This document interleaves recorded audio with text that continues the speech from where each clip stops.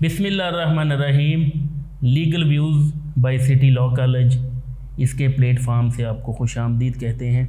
आज जो हम डिस्कस करेंगे वो है दावा, जिसको प्लेंट कहते हैं, कि दावा क्या चीज़ है, दावा कहाँ दायर हो सकता है और क्यों दावे को दायर किया जाता है, और कौन कौन सी पार्टीज़ हैं जो दावे को दायर कर सकती हैं, कौन सी अदालत है जिसके अंदर दावा दायर हो सकता है, और कौन से वो इंसान के, एक फ़र्द के, एक शहरी के बुनियादी हकूक़ हैं जिनकी वायलेशन हो, किसी का राइट इन्फ्रिंज हो तो आप कोर्ट में जाके उसकी रेमेडी ले सकते हैं। सबसे पहले तो एक कॉन्सेप्ट यहाँ पे मैं तमाम सुनने वालों को ये क्लियर करवा दूँ कि दावा हमेशा सिविल कोर्ट के अंदर या अदालत दीवानी के अंदर दायर होता है। इसकी वजह यह है कि अदालत दीवानी उनका बेसिक जो उनका काम है इन एडमिनिस्ट्रेशन ऑफ जस्टिस के डिक्लेरेशन ऑफ राइट करती है। वो किसी के हक़ को, किसी भी शहरी जिसका हक़ एक सलब हो जाता है, इनफ्रिंज हो जाता है, उसको वो मुहैया करती है, हक़ को लेके देती है। तो हक़ को लेके देने के लिए आपको पूरा एक प्रोसीजर है, उसको फॉलो करना पड़ता है। ऐसा तो नहीं होता किसी का हक़ अगर सल्ब हो जाए, इन राइट इन्फ्रिंजमेंट हो जाए तो कोर्ट के सामने जाके वो बैठ जाए तो क्या कोर्ट उसको उसका हक़ दे देगी? ऐसा नहीं है। ये पूरा एक प्रोसीजर है, और इस प्रोसीजर के अंदर एक बात हमेशा याद रखें कि जो कोर्ट्स हैं, पाकिस्तान की हो गई, सब कॉन्टिनेंट की कोर्ट्स हैं, इनके अंदर जो हमारे यहाँ प्रोसीजरल लॉज बने हुए हैं उनके तहत कोर्ट काम करती है। तो पाकिस्तान के अंदर जो सिविल कोर्ट्स के बारे में प्रोसीजरल लॉ है उसको CPC कहा जाता है, सिविल प्रोसीजर कोड। और CPC के बारे में मैं आपको एक बात बता दूं कि ये 1908 में बना था। इसको मजमुआ-ए ज़ाब्ता-ए दीवानी कहा जाता है। इसके अंदर जितना भी प्रोसीजर है सिविल कोर्ट्स का, अदालत दीवानी का, उसको डिफ़ाइन किया गया है, कोर्ट्स की ज्यूरिडिक्शन को डिफ़ाइन किया गया है। अब यहाँ पे एक बात मैं आपको और करा दूँ क्लियर कि CPC के तहत सिविल कोर्ट्स बनी हुई हैं।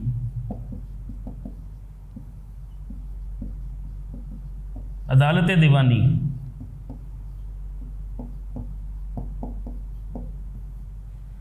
अब अदालत दीवानी का जो बेसिक ऑब्जेक्टिव है इनका, वो है कि इन्होंने दीवानी इंसाफ मुहैया करना है। जितनी भी अदालतें हैं, चाहे वो सिविल कोर्ट्स हों या क्रिमिनल कोर्ट्स हों, इनका बेसिक जो मकसद है, जो ऑब्जेक्टिव है, वो होता है कि प्रोविज़न ऑफ जस्टिस, कि इन्होंने इंसाफ को मुहैया करना है। इंसाफ मुहैया करने के लिए जो सबसे बुनियादी चीज़ है वो होती है अदालतों की ज्यूरिसडिक्शन।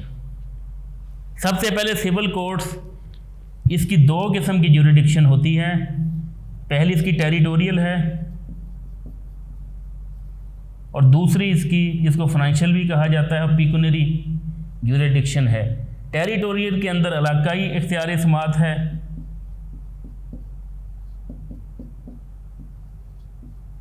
और दूसरी जो इनकी ज्यूरिडिक्शन है उनके अंदर मालियाती इनका इख्तियार समात होता है।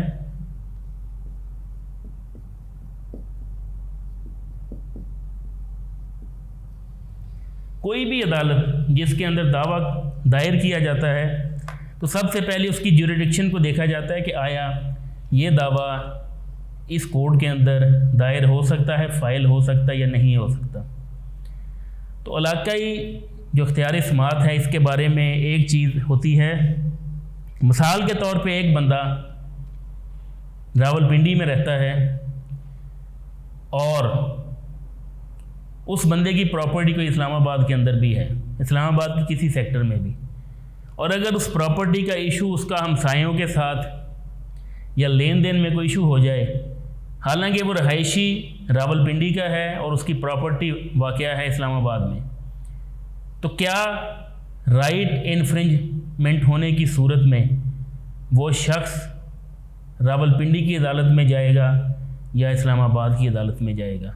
ये आपको इलाक़ाई इख्तियार समाअत इसको वाज़ह करेगी। ज़ाहिर है कि जिस कोर्ट की हदूद में उसकी प्रॉपर्टी वाक़या है वो उस कोर्ट के अंदर जाके दावा दायर करेगा और वहाँ से इंसाफ के लिए दरख्वास्त करेगा। दूसरा है मालियाती इख्तियार समाअत। मालियाती इख्तियार समाअत के अंदर मुख्तलिफ दर्जात में जो मुख्तलिफ जजेज़ होते हैं, सिविल जजेज़, उनका अपना अपना दायरा इख्तियार होता है। जैसे मिसाल के तौर पे 50 लाख रुपया है या 1 करोड़ रुपया है, तो अगर 1 करोड़ रुपया का दावा अगर दायर कर दिया जाए 50 लाख वाली अदालत की जुरिडिक्शन में, तो क्या ये सही दायरगी हुई है, ये गलत हुई है? क्योंकि मालियाती इख्तियार समाअत इस चीज़ को मना करता है कि कोई भी दावा जिस अदालत की लिमिट से एक्सीड कर जाए उसमें दायर नहीं हो सकता। ये बुनियादी चीज़ें हैं जो सिविल कोर्ट्स के बारे में या सिविल लिटिगेशन के बारे में होती हैं।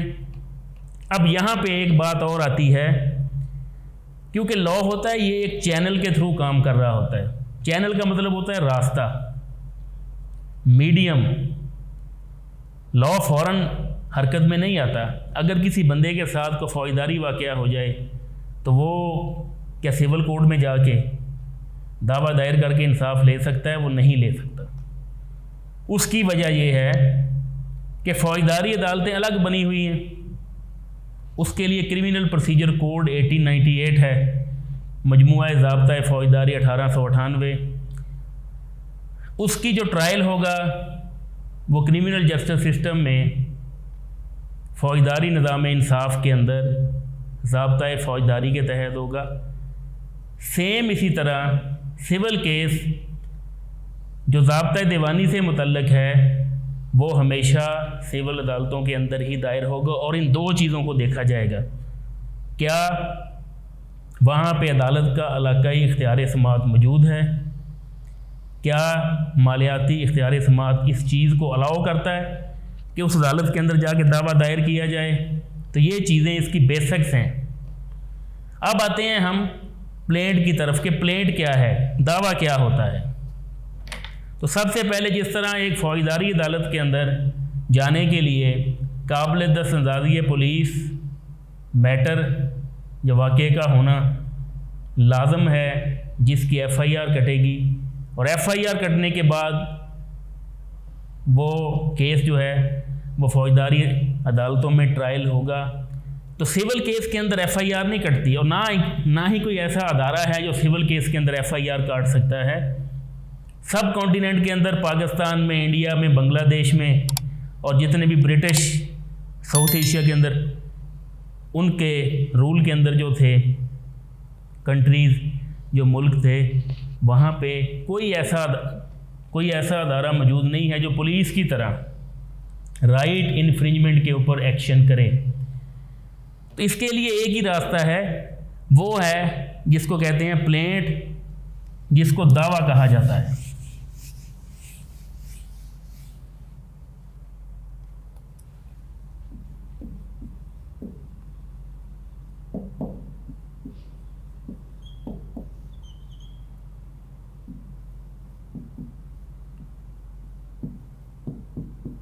दावा हमेशा अदालत दीवानी में दायर होता है और दावा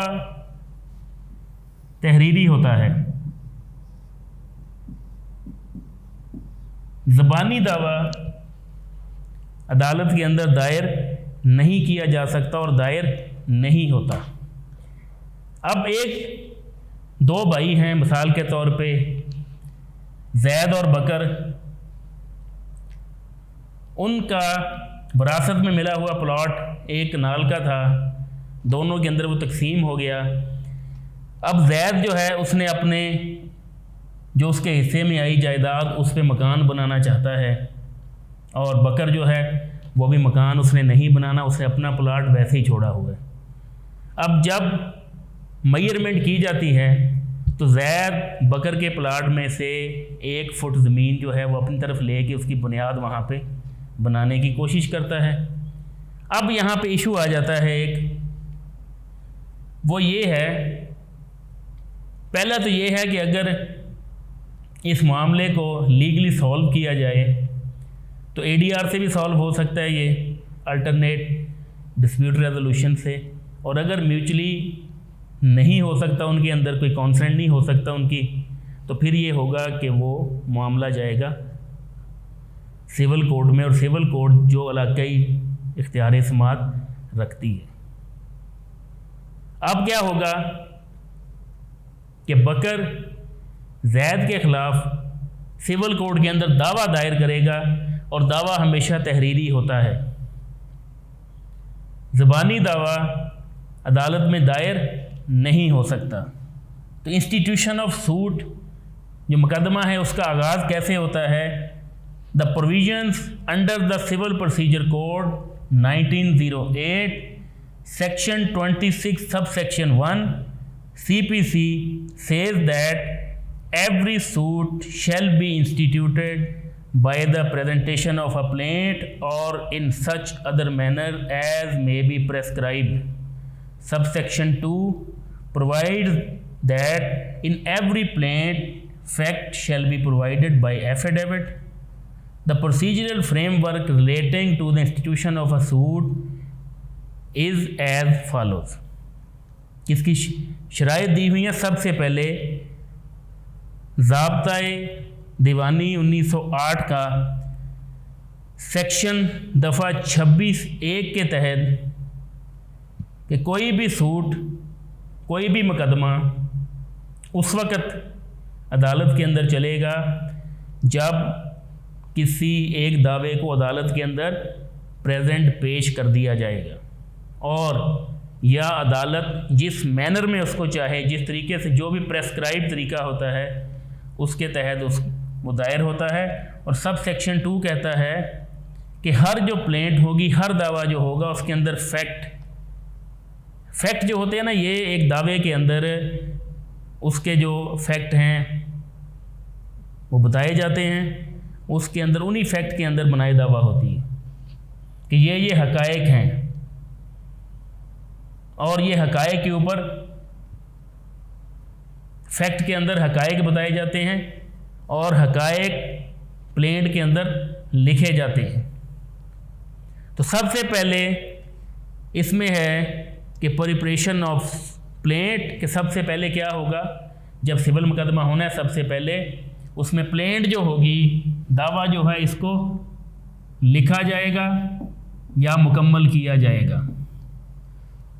उसके बाद choosing the proper place of sewing, कि जो उसकी मुतय्यन करदा जगह है प्लेंट दावे की, वहाँ पे उसको दायर किया जाएगा, और दायर करने के बाद presentation of suit, presentation of plaint है कि दावे को प्रेजेंट हाज़िर उसको पेश कर दिया जाएगा।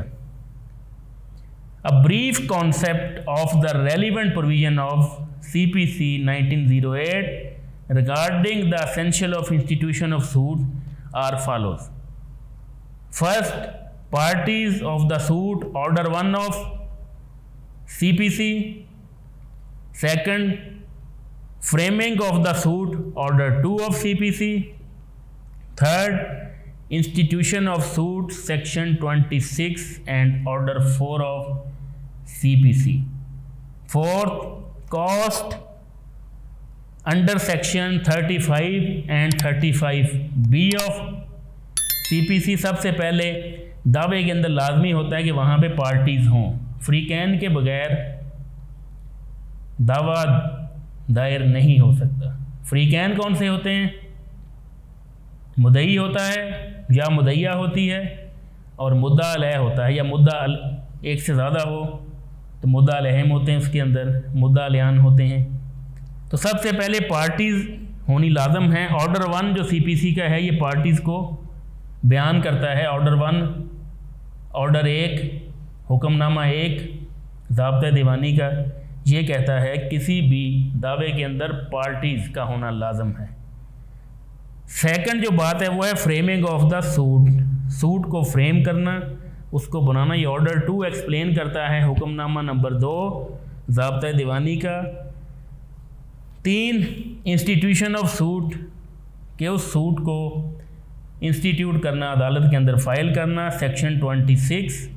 एंड ऑर्डर 4, के ऑर्डर नंबर 4 और दफ़ा 26 ज़ाब्ता दीवानी की इसको बयान करती है।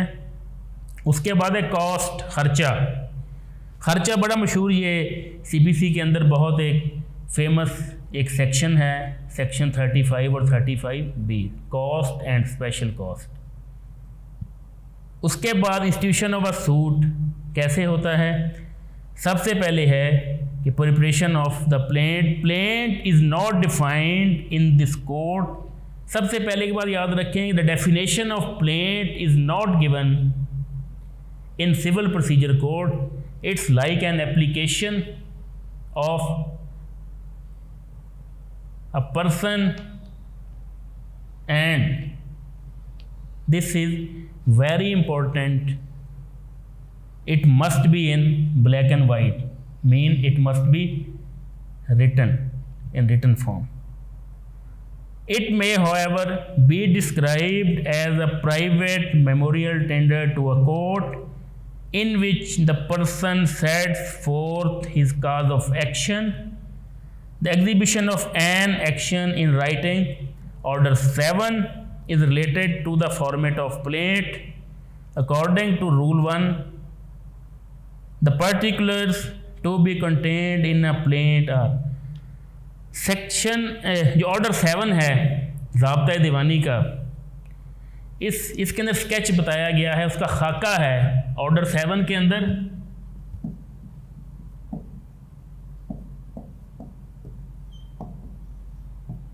दावे का खाका बताया गया है कि दावा क्या होगा, एक फॉर्मेट है एप्लीकेशन का,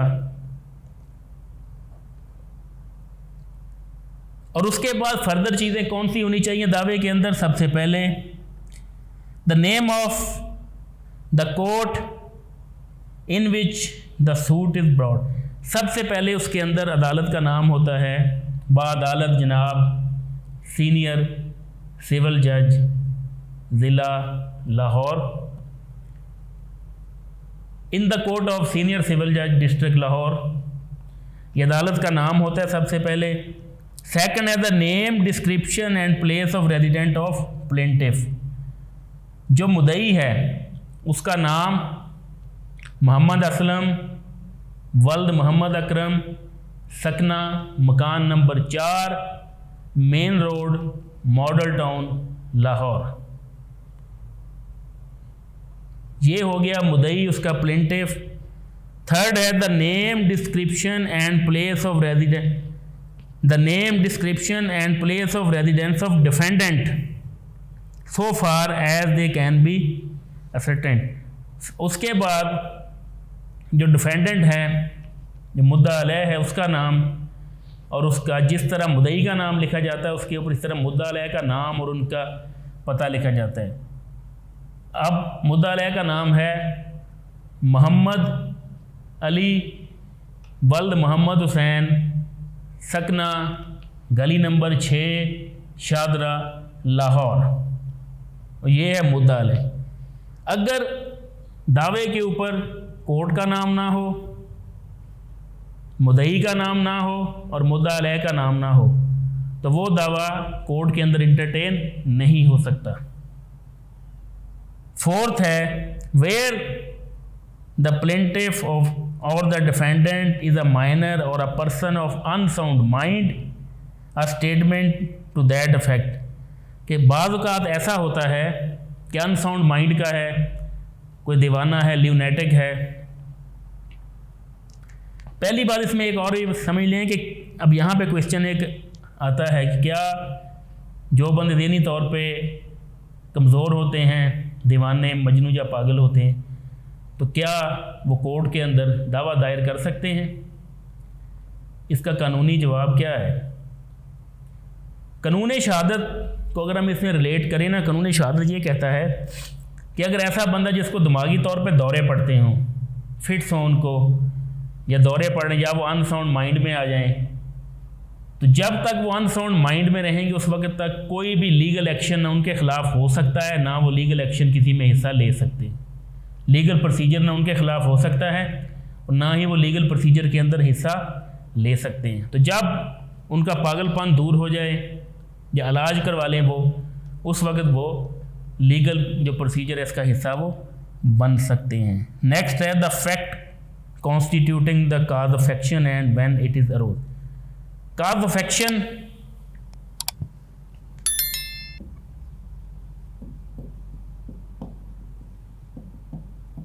बनाए दावा,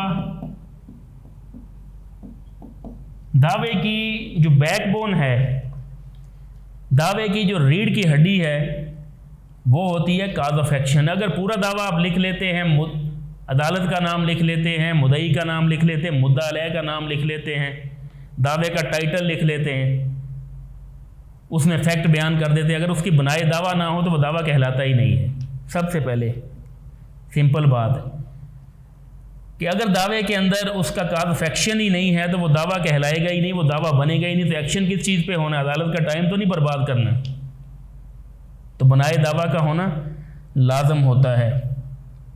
उसके बाद होती है the relief which the plaintiff claims, कि ऐसा रिलीफ, ऐसी रेमडी जो प्लेंटिफ उसको मांगता है एज ए रिलीफ। एक बात मैं आपको और यहाँ पे समझा, आपने कोर्ट्स का जो जस्टिस का निशान है पूरी दुनिया में वो तराजू होता है, स्केल। तो इंसाफ उस वक्त होता है जब तराजू के दोनों पलड़े बराबर हो जाएं। अब बड़ी इंटरेस्टिंग बात है यहाँ पे, सिंबॉलिकली तराजू का निशान क्यों आया इंसाफ में?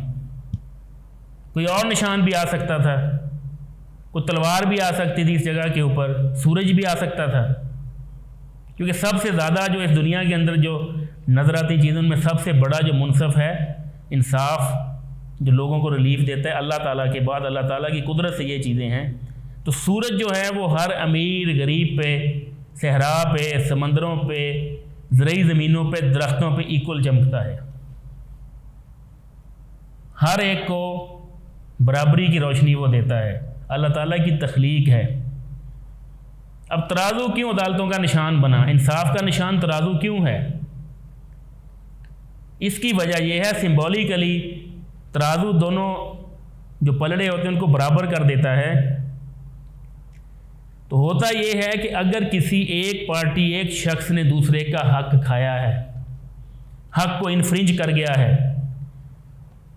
तो जिसने हक को सलब किया है उससे हक काट के जिसका सलब हुआ है दूसरे के पलड़े में डाल दिया जाए, दोनों पलड़े बराबर कर दिए। इस चीज़ का नाम इंसाफ है, ताकि किसी के साथ ज़्यादती ना हो। इसीलिए सिंबॉलिकली तराजू का निशान जो स्केल का आया है। उसके बाद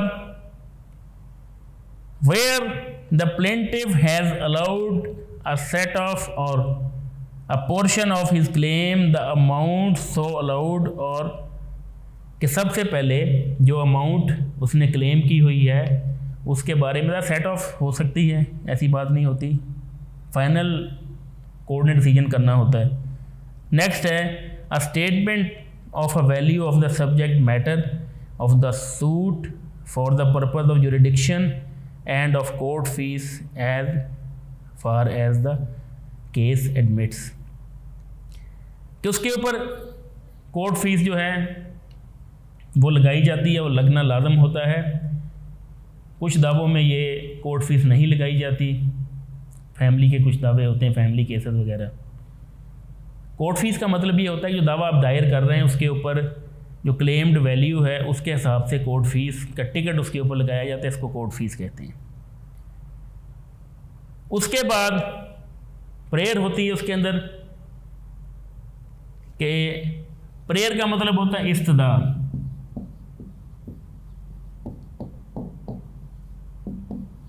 अदालत से इस्तदा की जाती है,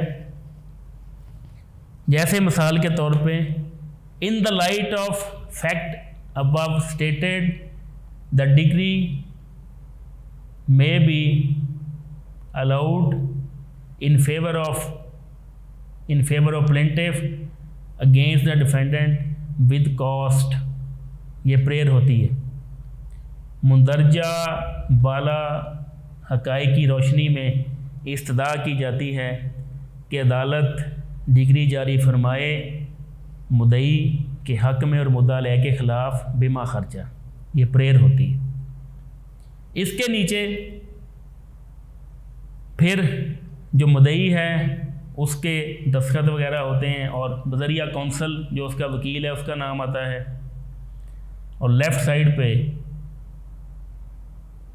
हलफनामा आता है। वाला हक़ाइक़ एक से लेके जब तक वो फैक्ट हैं उस वक्त तक मेरे इल्म के मुताबिक, और जब लीगल बातें आ जाएं उसके अंदर जैसे कोर्ट फी ज्यूरिडिक्शन है तो मेरे यकीन के मुताबिक दुरुस्त हैं।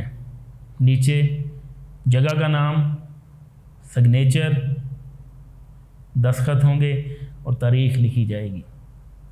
तो ये होता है दावा कि एक दावा हमेशा अदालत दीवानी में दायर होता है, अदालत फ़ौजदारी में दावा दायर नहीं कर सकते। और अगर सिंपल वर्ड्स में आप देखें तो दावा एक किस्म की दरख्वास्त, एक एप्लीकेशन होता है, और हमेशा दावा दायर किया जाएगा क्लेम के लिए इन्फ्रिंजमेंट ऑफ राइट की सूरत में। अच्छा, क्लेम के बारे में भी है, कुछ क्लेम ऐसे होते हैं जो इंटर्म होते हैं, जो अबूरी होते हैं, जैसे कुछ स्टे ऑर्डर वगैरह है, और कुछ क्लेम ऐसे होते हैं जो परमानेंट होते हैं, जैसे प्रॉपर्टी वगैरह के जो केसेस हैं इनमें क्लेम जो होता है परमानेंट होता है। और लेकिन दावा हमेशा दायर कहाँ पे होगा? जहाँ पे इलाकाई इख्तियार समात होगा और मालियाती इख्तियार समात जो अदालत के अंदर है उसी में दायर होगा।